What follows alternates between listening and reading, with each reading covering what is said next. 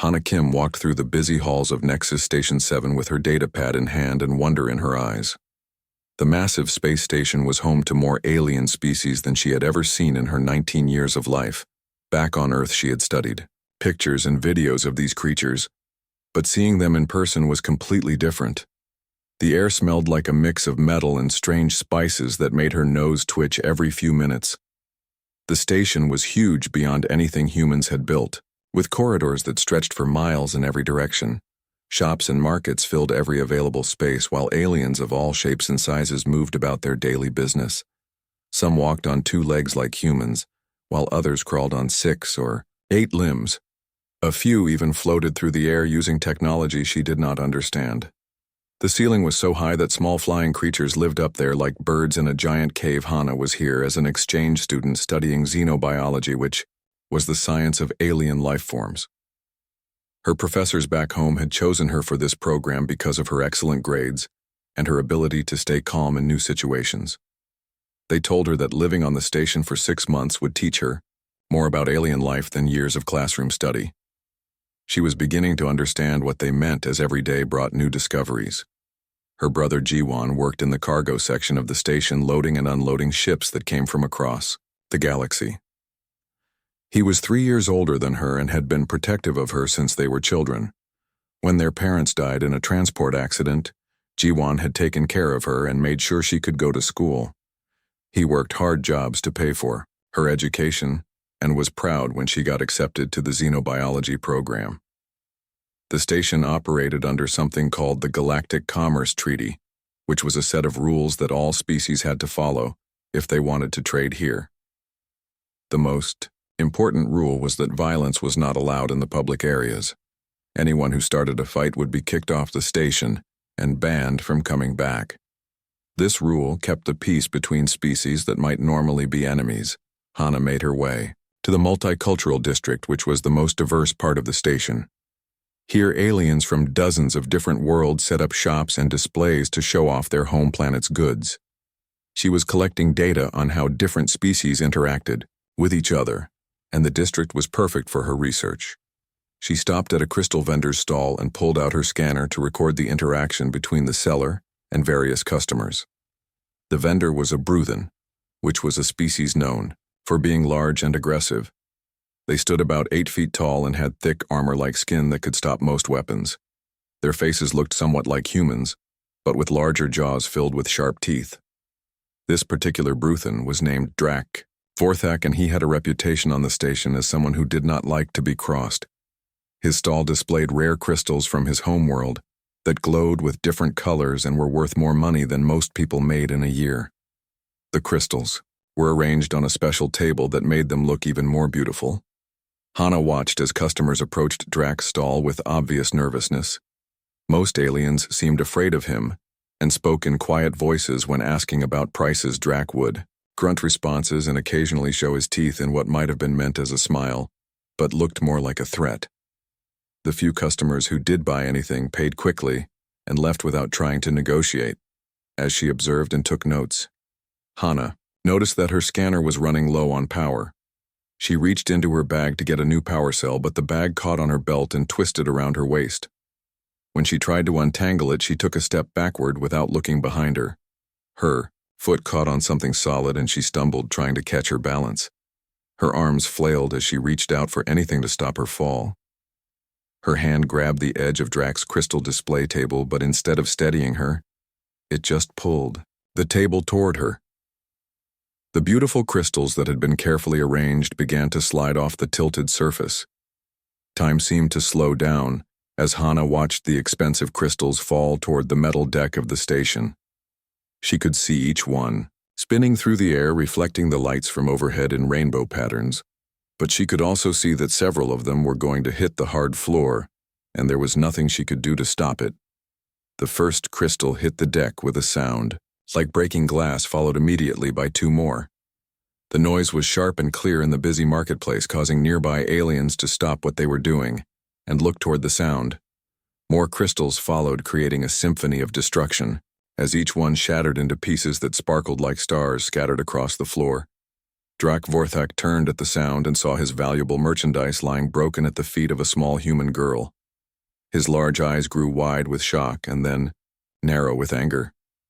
The crystals that had just been destroyed were worth more than most beings earned in several months, and now they were nothing but pretty garbage on the deck. Hana felt her heart start to beat faster. As she looked at the mess she had created, she knew immediately that this was very bad. The crystals were clearly expensive, and she was just a student with barely enough money to buy food. Some of the broken pieces were still glowing, but most had gone dark when they cracked. Other aliens in the area began to gather around to see what had happened. Some were recording the scene with their own devices, while others whispered among themselves about what might happen next. Everyone knew that Bruthans had short tempers and did not forgive accidents easily. Drak stepped closer to Hana, and she could see that he was even bigger up close. His armor plating made sounds like metal scraping against metal as he moved, and his breathing was deep and loud like an angry animal. Could smell something like old leather and machine oil coming from his direction. The Bruthan looked down at the broken crystals, and then at Hana. His voice was deep and rough when he spoke, and she could see his sharp teeth clearly. "You will pay for what you have broken, little human. These crystals came from the deep caves of my world and cannot be replaced easily." Hana tried to keep her voice steady as she replied, "I am very sorry, it was an accident. I did not mean to break your crystals, but I will find a way to pay you back somehow." She knew that she did not have enough money, but she hoped that they could work out some kind of payment plan. Drak made a sound that might have been laughter, but held no humor. "An accident, you say? Do you know how much these crystals were worth? Do you have any idea how long it takes to find even one of them in the caves beneath my world?" The crowd around them grew larger as more aliens stopped to watch what was happening. Some of them had seen interactions between Bruthans and humans before, and knew that it rarely ended well for the humans. The general opinion among most species was that humans were too soft and weak to survive in the rough galaxy outside their small corner of space. Hana could feel the eyes of all the aliens watching her and waiting to see what would happen next. She knew that whatever occurred here would probably be recorded and shared across the station within hours. The pressure was building, and she could feel sweat starting to form on her forehead despite the cool air. The sound of approaching footsteps made everyone in the crowd turn their heads toward the main corridor. A woman in a blue uniform was walking quickly toward the disturbance, with two other security officers following behind her. The woman was Captain Yuki Choi, who ran the security for the human section of the station. She was known throughout Nexus Station 7 as someone who was fair but firm in dealing with problems. Captain Choi had been alerted to the situation by the station's monitoring system, which tracked all incidents involving potential conflicts between species. She had dealt with similar problems before, and knew that misunderstandings could quickly turn into serious diplomatic incidents if not handled properly. When she reached the crowd, she could see the broken crystals on the deck and the angry Bruthan towering over a young human girl. The situation was clear enough, and she immediately stepped forward to take control. "What seems to be the problem here?" she asked in a calm voice that carried the authority of her position. Drak turned his massive head toward the security captain and pointed one thick finger at Hana. "This human destroyed my crystals, and now she must pay the full price for what she has broken. These were rare specimens from the deep caves of Bruthan and cannot be replaced easily." Captain Choi looked at the broken crystals, and then at Hana, who was clearly shaken by what had happened. "Was this intentional?" she asked the girl in a gentle tone that was meant to be reassuring. Hana shook her head quickly. "No, ma'am, it was completely by accident. I was getting something from my bag and I stumbled backward. I tried to catch myself, but I just made it worse. I never meant to break anything." The captain nodded and turned back to Drak. "Since this was clearly an accident, we can work out a fair compensation plan. The girl is a student, so we will need to arrange reasonable payment terms that take into account her limited income." This response made Drak even angrier than before. His voice got louder and deeper as he spoke. "Fair compensation. You humans always think you can talk your way out of everything with your soft words and weak promises. These crystals were worth 50,000 credits, and I want payment now, not some pathetic payment plan." Several aliens in the crowd made sounds that indicated their surprise at the high price, while others began recording more actively, sensing that the situation was escalating beyond a simple accident. Captain Choi remained calm, but Hana could see that she was becoming concerned about Drax's increasingly aggressive behavior. 50,000 credits is far more than any student could pay immediately, the captain said in a firm voice. However, we can arrange for monthly payments, or perhaps the student could work off the debt through approved station duties. The Commerce Treaty requires reasonable accommodation for accidental damages. Drax took a step closer to the captain, and his armor plating made grinding sounds as he moved. The Commerce Treaty was written by weak species who are afraid of real strength. You humans especially are nothing but soft prey animals who hide behind rules because you cannot survive through real power. The crowd grew quiet at these words because everyone knew that insulting another species in such a direct way was against station regulations. Captain Choi's expression hardened, but she maintained her professional composure. I suggest you reconsider your words, Bruthen. The treaty applies to all species equally, and insults will not help resolve this situation. But Drax was beyond reasoning now. His frustration with the negotiations and his natural Bruthen tendency toward dominance were taking over his judgment. He began to speak louder so that everyone in the area could hear him clearly. Look at this pathetic creature, he said while gesturing toward Hana. She cannot even walk without destroying valuable property, and now she hides behind security officers instead of taking responsibility like a warrior would. More aliens gathered around the scene, attracted by the commotion and the raised voices. Some of them began placing bets on what would happen next, while others contacted friends throughout the station to tell them about the confrontation. Everyone knew that incidents between Bruthens and humans were rare, but usually ended badly for the humans. Hana felt her face getting hot with embarrassment and anger. She had tried to be polite and reasonable, but the Bruthen was making her feel small and helpless in front of all these aliens. She wanted to defend herself, but she also knew that arguing would probably make things worse. Captain Choi could see that. The situation was getting out of control and tried once more to establish order.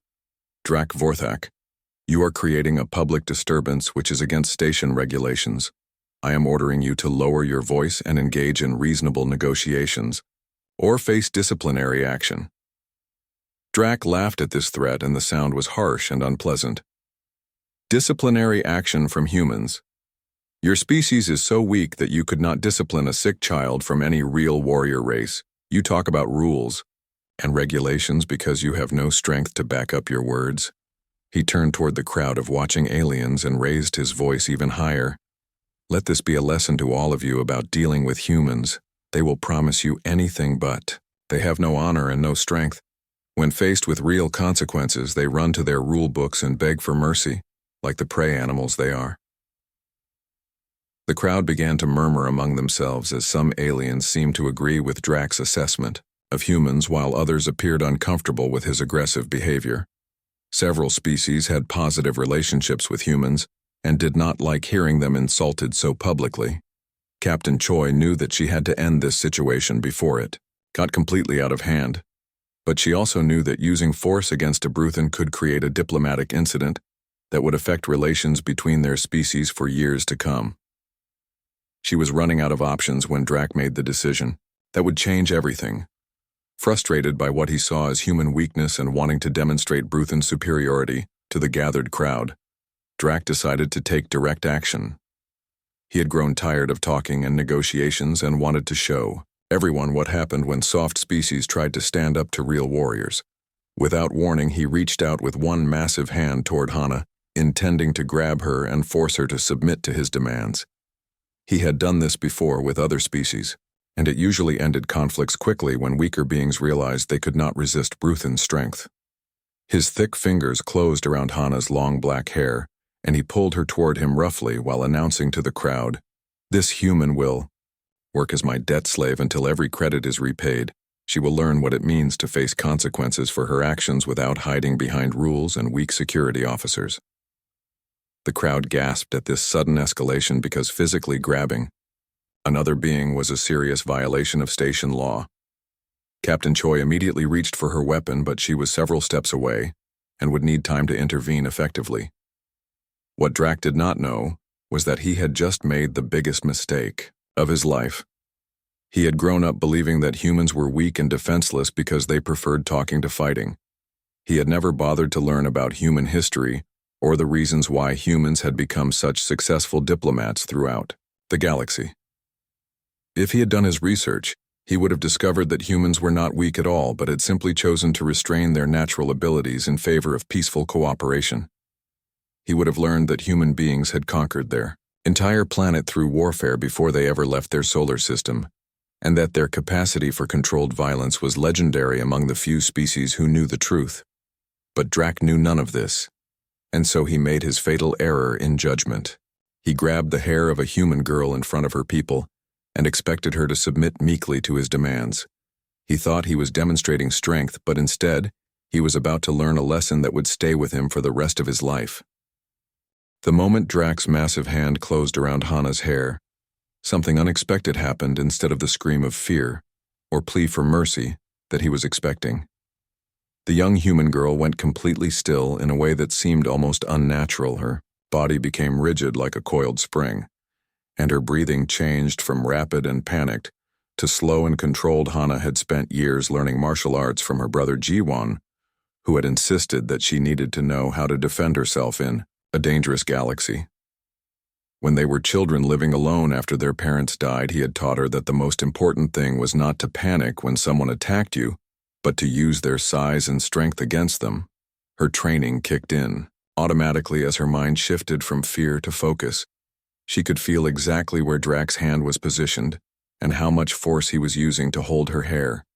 She could sense his balance and the way his weight was distributed on his feet. Most importantly, she could see the perfect target that his extended arm had created. In the first second of the attack, Hana moved with precision that surprised everyone watching. Her right hand shot upward in a perfect palm strike that her brother had made her practice thousands of times.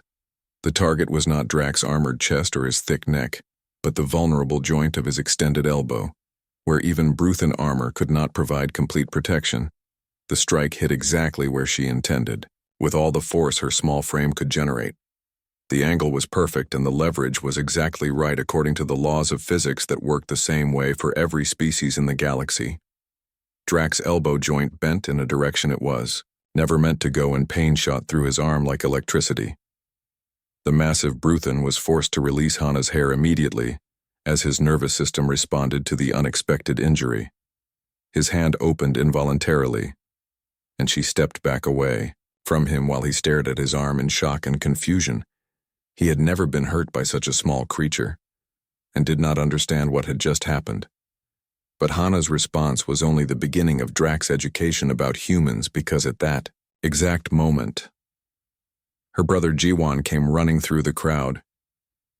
He had been working in the cargo bay when his communicator alerted him to a situation involving his sister. The message had been brief, but it told him everything he needed to know. Jiwon Park was 22 years old and had spent his entire adult life working physical jobs that kept him strong and fast.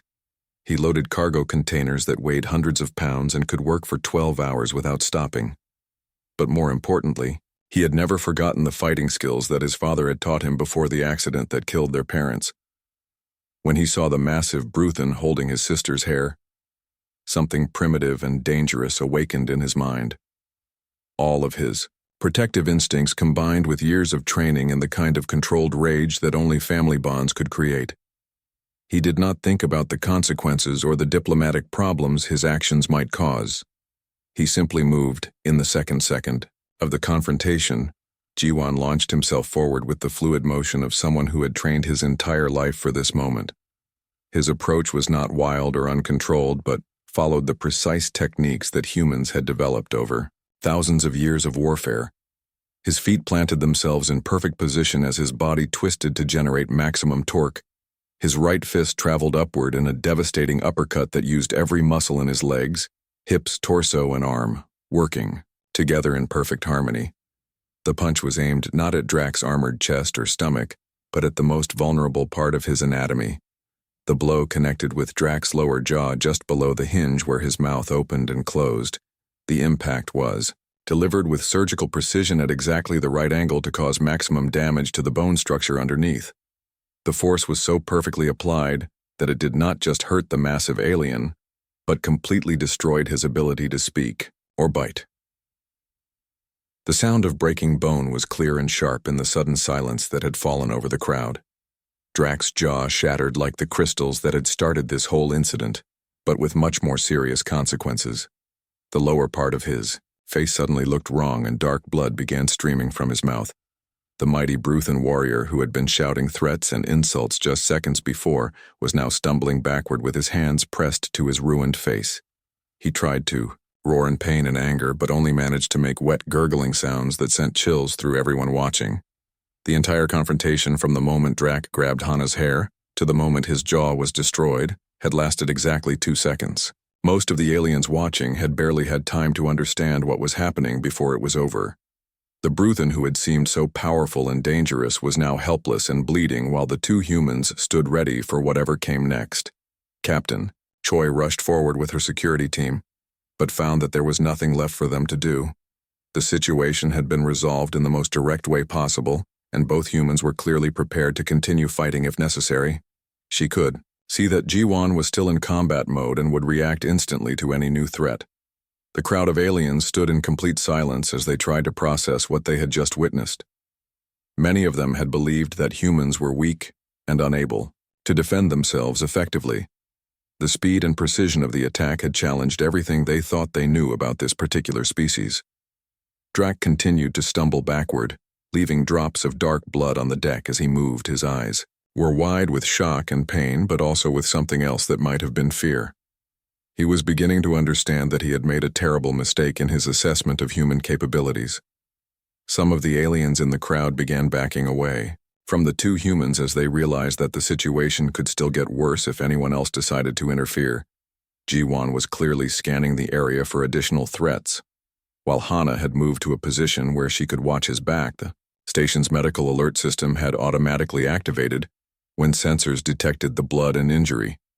The sound of approaching medical personnel could be heard in the distance, but everyone knew that Drac would need serious treatment to repair the damage that had been done to his jaw. Captain Choi finally found her voice and addressed the crowd in a tone that made it clear she was taking control of the situation. Everyone needs to step back and give the medical team room to work. This incident is now under official investigation, and anyone who interferes will be detained. She looked at Ji-won and Hana and could see that they were both still ready to fight if necessary, but were waiting to see what happened next. "You 2 need to come with me for questioning, but first we need to make sure you are not injured," she said in a voice that was professional but not unfriendly. Hana finally spoke for the first time since the attack began. "We are not hurt, Captain, but I think he might need a doctor." She gestured toward Drac, who was now sitting on the deck with his back against a wall, still holding his broken jaw. The medical team arrived with floating stretchers and emergency equipment. They quickly surrounded Drac and began scanning his injuries with portable devices. One of the medics looked up at Captain Choi and shook his head grimly. "This is going to require major reconstructive surgery. The damage is extensive." As they loaded the wounded Bruthan onto a stretcher and took him toward the medical center, the crowd began to disperse slowly. Many of the aliens were talking quietly among themselves about what they had seen, while others were already sending messages to friends and family throughout the station. Word of the incident would spread quickly through the station's communication networks, and by the next day everyone would know about the human girl who had fought back against a Bruthan warrior, and the human brother who had ended the fight with a single perfectly placed punch. The security office on Nexus Station 7 was a quiet place most of the time, but today it buzzed with activity as officers processed reports and reviewed footage of the incident. Captain Choi sat behind her desk, looking at multiple screens that showed the confrontation from different angles, while Hana and Ji-won waited in comfortable chairs across from her. The medical reports had come in an hour ago, and they made for sobering reading. Drac Vorthak would need extensive reconstructive surgery that would take weeks to complete, followed by months of recovery time. The damage to his jaw was so severe that he might never be able to speak normally again without artificial assistance. Captain Choi looked up from her screens and studied the 2 humans sitting in front of her. They appeared calm and composed despite having been involved in what could become a major diplomatic incident between species. Jiwan sat with the relaxed posture of someone who was completely comfortable with what he had done, while Hana seemed more concerned about the paperwork than the consequences. "The preliminary investigation is complete," the captain said in an official tone. "All security footage confirms that Drakforthak initiated physical contact by grabbing Miss Kim's hair without consent. This constitutes assault under both station law and the Galactic Commerce Treaty. Your response was legally justified as defense of family." Hana felt relief wash over her because she had been worried that they might be in serious trouble for fighting on the station. But Jiwan had told her not to worry, because any species that allowed attackers to go unpunished would not survive long in a dangerous galaxy. "Captain," Choi continued with her briefing. "However, the extent of the injuries has created some unexpected complications. The Bruthen delegation has requested a full review of the incident, and several other species ambassadors want to meet with you both to discuss what happened." This was not what either of the humans had expected. They thought they would give their statements, fill out some paperwork, and return to their normal lives on the station. But apparently, word of the fight had spread much further than they realized. "Why do the ambassadors want to meet with us?" Jiwan asked with genuine curiosity. "We just defended ourselves like anyone would do. It was not anything special." Captain Choi smiled at this response because it perfectly illustrated the gap between human and alien perspectives. That is exactly what they want to understand. Most species in the galaxy believe that humans are physically weak and unable to defend themselves effectively. What you did in those 2 seconds has challenged that assumption completely. She turned one of her screens around so that Hana and Jiwan could see the footage of their fight. "Watch this and tell me what you see," she said, as she played the recording in slow motion. The siblings watched themselves move with fluid precision and devastating effectiveness. Hana's palm strike looked almost casual, but the result was immediate and obvious. Jiwan's uppercut was a thing of beauty that used perfect technique to generate incredible force. "I see my brother protecting his family," Hana said simply. "And I see myself doing what I was taught to do when someone attacks me. This is normal human behavior, is it not?" Captain Choi shook her head. "No, Miss Kim. This is not what most aliens consider normal human behavior. They have been studying this footage for hours, trying to understand how such small creatures could move so fast and hit so precisely." She pulled up another screen that showed data from various alien databases. "Since the incident occurred, we have received over 200 requests for information about human combat capabilities. Species throughout the galaxy are suddenly very interested in learning about your martial arts fighting techniques and military history." Jiwan frowned at this news, because he had never thought of his fighting skills as anything unusual. "Every human learns some form of self-defense," he said. "Our parents taught us, and their parents taught them. It goes back thousands of years to when humans had to fight to survive on Earth." "That is exactly what has the other species concerned," Captain Choi replied. "They are discovering that humans have spent their entire evolutionary history perfecting the art of combat. Most other species developed intelligence first and physical capabilities second, but humans developed both simultaneously." She showed them reports that had been filed by various alien researchers who were frantically studying human culture in the wake of the incident. "The Zentari Military Academy wants to know if all humans can fight like you do. The Corvin Trade Guild is asking if human diplomats receive combat training. The Vexian Science Council wants to understand how human reflexes can be so much faster than their size would suggest." Hana was beginning to understand the implications of what had happened. "They thought we were weak because we prefer to talk instead of fight," she said. "But now they realize that we choose diplomacy because we are strong enough to choose." Captain Choi nodded approvingly at this insight. "Exactly. The galaxy has been operating under the assumption that humans negotiate because they have no other choice. But your actions have revealed that humans negotiate because they prefer peaceful solutions, even when they are perfectly capable of violent ones." The communication system on the captain's desk chimed with an incoming message. She read it quickly, and then looked up at the siblings with an expression that might have been amusement. Drac. Forthak has been asking to speak with both of you. He is scheduled for surgery tomorrow, but he wants to apologize first. Both humans were surprised by this news, because they had expected the Bruthan to be angry about his injuries and looking for revenge. Instead, Jiwan especially found it hard to believe that a warrior species would admit defeat so easily. The medical staff tell me he has been researching human culture ever since he regained consciousness. Captain Choi continued. Apparently, he learned some things that changed his perspective about your species significantly. She stood up from her desk and walked to the window that looked out over the main corridor of the station. Word of this incident is spreading throughout the galaxy much faster than we anticipated. Trade ships that dock here carry news to other stations, and within a few days everyone will know about the humans who fought back against a Bruthan warrior. Hana could see aliens walking past the security office, and she noticed that many of them were looking toward the window with expressions of curiosity and caution. Are they afraid of us now? She asked. Captain Choi considered this question carefully. Some are afraid, but others are impressed. Fear and respect often look very similar when it comes to interspecies relations. The important thing is that humans are no longer seen as the weak species that needs protection from stronger neighbors. Jiwan stood up and joined the captain at the window. My sister and I just want to continue our lives here on the station, he said. She needs to finish her research project and I need to get back to work loading cargo. That may be more difficult than you expect, Captain Choi replied.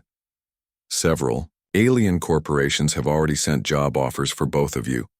Security firms want to hire humans as bodyguards. Research companies want to study human combat techniques. Trade guilds want human negotiators who can back up their words with force, if necessary.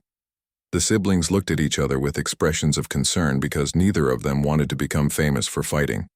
They had simply done what any human would do when family was threatened, but apparently that made them special. In the eyes of alien species, Captain Choi returned to her desk and began organizing the paperwork that had accumulated during their meeting. For now, you are free to go about your normal activities, but I expect that you will be receiving many requests for interviews and meetings. The station administration is trying to manage the situation, but we cannot control every species that wants to learn about human capabilities. As they prepared to leave the security office, Hana asked one final question. What will happen to Drac when he recovers from his surgery? The captain smiled at this display of concern for someone who had attacked her. The Bruthan government has already indicated that they consider this matter closed. They view his defeat as a learning experience that will make him wiser in the future. And apparently they are quite interested in establishing new trade agreements with Earth, now that they have a better understanding of human nature. Jiwan and Hana left the security office and walked back into the busy corridors of the station, but everything felt different now. Other aliens stepped aside to let them pass, and many watched them with obvious curiosity. Some nodded respectfully, while others seemed nervous about being too close. The word had indeed spread quickly, and the humans could feel the change in atmosphere throughout the station. They were no longer just another species trying to make their way in the galaxy. They had become something much more interesting, and potentially much more dangerous. 3 weeks had passed since the incident in the multicultural district, and life on Nexus Station 7 had settled into a new pattern. Hana continued her research, but now she found that alien subjects were much more willing to answer her questions and participate in her studies. Species that had previously ignored human researchers were suddenly eager to share information and learn about human culture. In return, Jiwan had returned to his cargo loading duties, but discovered that his work environment had changed dramatically.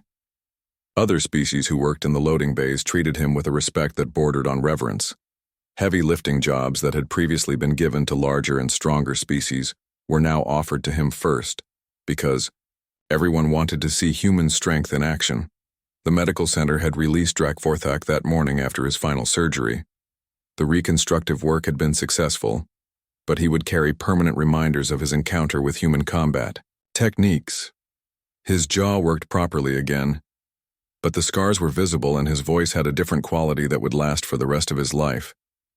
Drac made his way slowly through the station corridors toward the multicultural district where he hoped to find the two humans who had changed his entire understanding of the galaxy. He carried with him a datapad containing research that had occupied every moment of his recovery time. The information he had discovered about human history was both fascinating and terrifying. Humans had indeed conquered their entire planet, through warfare developing weapons and tactics that were more advanced than anything most other species had created.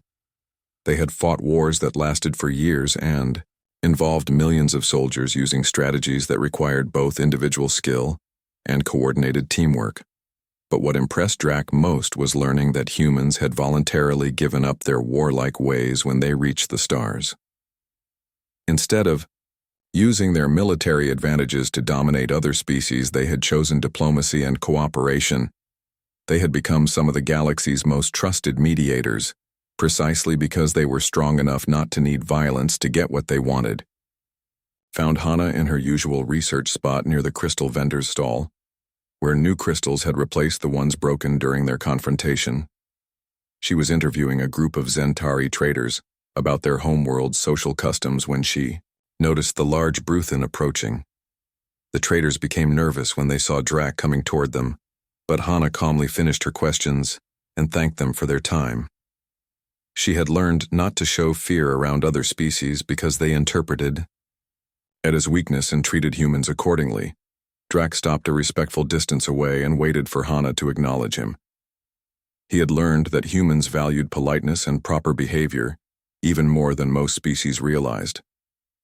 When she looked in his direction, he bowed his head slightly in the traditional Bruthan gesture of respect. "Miss Kim, I would like to speak with you and your brother if that is possible," he said in his altered voice. "I have something important that I need to share with both of you." Hana studied the massive alien carefully, looking for signs of anger or desire for revenge, but she saw only genuine respect and something that might have been embarrassment. "My brother is working in Cargo Bay 7, she said. "We can go there if you want to talk to both of us." They walked through the station together, and Hana noticed that other aliens watched them with fascination. A human and a Bruthan walking side by side as equals was not something that anyone had expected. To see the dynamic between their species had shifted dramatically since the fight. When they reached the cargo bay, they found Jiwan supervising the loading of a massive freight container onto a transport ship. He saw them coming and gestured for his work crew to take a break while he spoke with his visitors. "Drac Vorthak," Jiwan said with a polite nod. "I heard that your surgery was successful. I am glad that you have recovered." Drac was surprised by the genuine concern in the human's voice, because most species would have gloated about their victory or demanded additional compensation for the trouble they had endured. "Thank you for asking about my health," he replied. "The doctors did excellent work and I am healing well." He activated his data pad and showed them the research he had compiled during his recovery. "I spent my time learning about your species and your history. What I discovered has changed everything I thought I knew about humans and about strength itself." The data pad displayed images of human warriors throughout history, from ancient fighters with simple weapons to modern soldiers with advanced technology. The progression showed thousands of years of military development and tactical innovation that few other species could match. "Your people mastered warfare before they mastered space travel," Drac continued.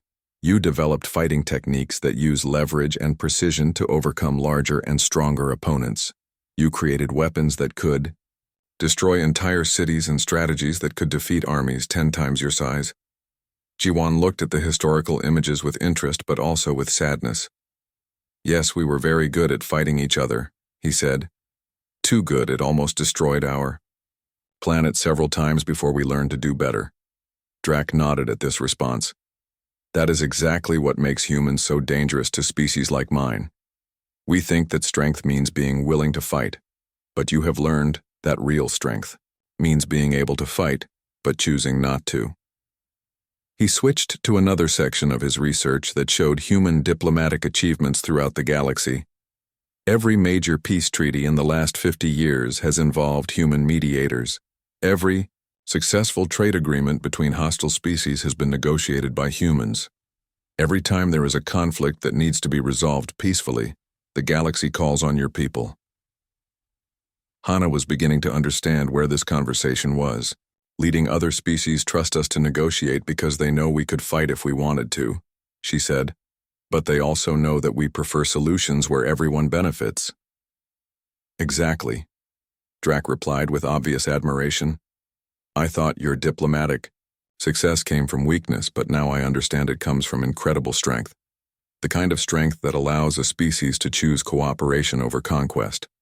He closed the data pad and looked directly at both humans. I have shared this research with my government and with several other species. The response has been immediate and dramatic. Everyone wants to establish stronger relationships with Earth now that they understand what humans are really capable of. G1 frowned at this news. We do not want to be feared, he said. We just want to live peacefully with other species and help solve problems when we can. Drax smiled at this response, and the expression looked much more natural on his scarred face. You will not be feared by those who understand you, but you will be greatly respected. And respect is much more valuable than fear in the long term. Over the following weeks, the changes became more apparent throughout the station. Human researchers found that their projects received priority funding and support. Human traders discovered that other species were eager to establish business relationships. Human diplomats were invited to mediate disputes that had been considered impossible to resolve. The incident that had started with broken crystals and ended with a broken jaw had revealed truths about human nature that changed the balance of power throughout the galaxy. Species that had dismissed humans as weak prey animals now understood that they were dealing with apex predators who had simply chosen to be vegetarians. Drac became an unlikely advocate for human strength, often warning other aggressive species about the dangers of underestimating human capabilities. Do not mistake human kindness for human weakness, he would tell anyone who would listen. I learned this lesson the hard way, and I was fortunate to survive the education. Hana completed her research project with data that was far more comprehensive than she had originally planned. Her work became influential in improving interspecies relations, because it demonstrated that aggression and strength could be expressed in many different ways. The most dangerous species were often those that appeared most peaceful. The final entry in her research notes read, "Humans are not weak because they choose diplomacy over violence. They choose diplomacy because they are strong enough to make that choice. The galaxy is a safer place when the most dangerous species are also the most reasonable ones." Years later, when other species told stories about the day a human girl fought back against a Bruthan warrior, they would always end the tale the same way. The strongest fighters are not those who always fight, but those who know when not to fight. And the most dangerous enemies are not those who threaten you, but those who could destroy you but choose to help you instead.